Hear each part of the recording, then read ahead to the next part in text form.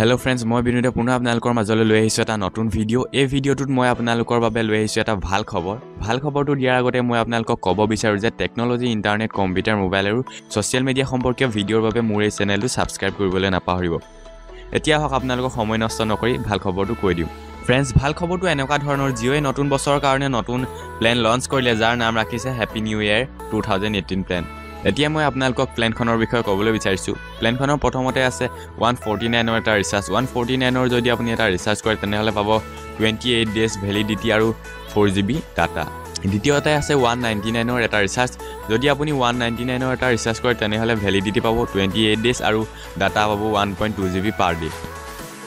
আৰু তৃতীয়তে আছে 299 ৰ এটা ৰিচাৰ্জ। আপুনি যদি 299 ৰ এটা ৰিচাৰ্জ কৰে তেনেহলে আপুনি পাব ভ্যালিডিটি 28 ডেজ আৰু ডাটা পাব 2GB পাৰ ডে। 4 নম্বৰত আছে 399 ৰ এটা ৰিচাৰ্জ। যদি আপুনি 399 ৰ ৰিচাৰ্জ কৰে তেনেহলে ভ্যালিডিটি পাব 70 ডেজ আৰু ডাটা পাব 1GB পাৰ ডে।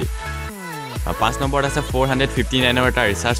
যদি আপুনি 459 ৰ ৰিচাৰ্জ কৰে তেনেহলে ভ্যালিডিটি পাব 84 ডেজ আৰু ডাটা পাব 1GB পাৰ ডে। 6 নম্বৰত আছে 499 ৰ এটা ৰিচাৰ্জ। যদি আপুনি 499 ৰ ৰিচাৰ্জ কৰে তেনেহলে ভ্যালিডিটি পাব 91 ডেজ আৰু আপুনি ডাটা পাব 1GB পাৰ ডে।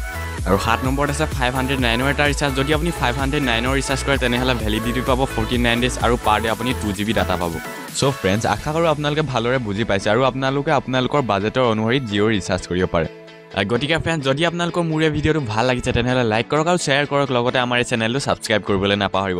তেনেহলে আজিলৈ ইমানতে সামৰিছো, পুনৰ লগ পোৱাৰ আশাৰে জয় আই অসম।